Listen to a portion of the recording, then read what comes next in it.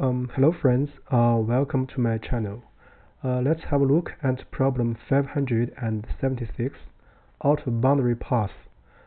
So we're going to share a dynamic programming solution with memorization in this problem, in this video. So the problem asks us to return the number of paths to move the ball out of the grid boundary. So also notice that we shall modulo the result by this large number. So this is an actually interesting problem, though it's not very hard. So let's look at example 1. So we can allow to move, and the ball is initially at the top left corner. So we can move upwards, we can move leftwards. So this is move one time. So we are allowed to move at most twice. So we can try twice. So here is 1, here is 2, here is another one, here is another one. So the result is 2 plus 4 is 6. So in example 2, the allowed number of moves is 3, and the start position is in the middle of one row. Then the output is 12. So the constraints for this problem is that m and n is bounded above by 50, and the maximum number of moves is also bounded by 50. So this problem actually is a standard dynamic programming solution. So for this, we're going to give a DP solution in a recursive way. So for this, I'm going to define a hyperfunction, so which we can mimic the process. Let's call this function Robert.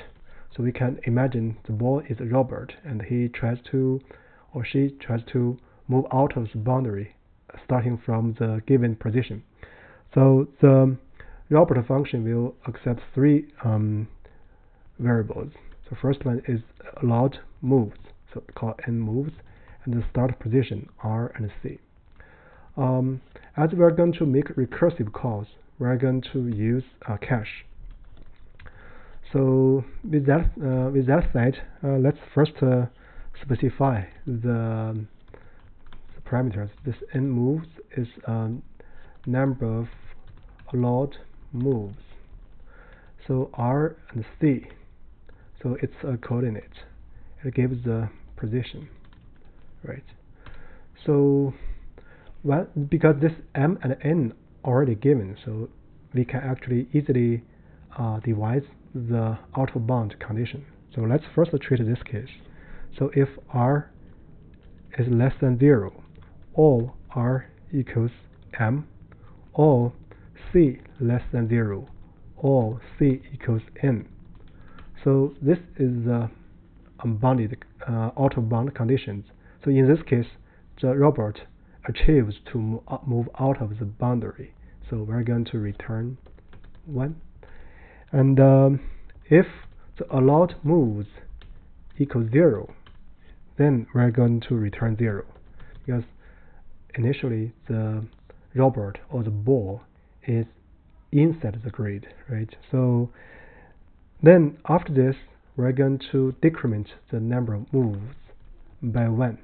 And then we move to one of the neighbors, one of the 4 neighbors, right? So we're going to return the sum of the ways to move out of boundary from the 4 neighbors. So that's very natural. So this is Robert. So m moves. So here we do not decrement m moves by 1 because we have already done this above. So this m moves because it's already changed its state. So r plus 1 c. Then plus, let's copy this one and make some modifications. So the second neighbor and the third neighbor and the fourth neighbor. So this is r plus 1, so I'm going to change this one to r minus 1. Then we'll change this one r, and this c minus 1, and here and c plus 1, corresponding to the 4 neighbors of r, c. And then we're going to, according to this problem requirement, modulo this result by this large number, 10 to the power 9 plus 7. So that's about it for this Robert, or this hyperfunction. So what we are going to return is nothing but Robert. So maximum move and start row, start column. So that's it for the solution. So let's first check a special case and then check generic case. It passes example 1, I guess. So now let's check the generic case. So it passes the generic case. So here I want to make one comment. So here we are using the cache function. So actually, if we can also choose this least recently used cache, and then we set the maximum size to be none. Let's see. And then if we set this maximum size to be none, essentially it disables the least recent used feature and plays the role of unbounded cache. So let's also try this case. Yeah, it passes the generic case. I guess that's about it for this problem.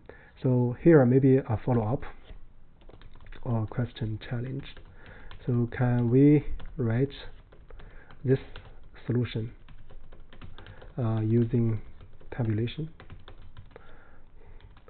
I guess with this question specified, that's about it for this video. So this is an interesting problem. Thank you very much.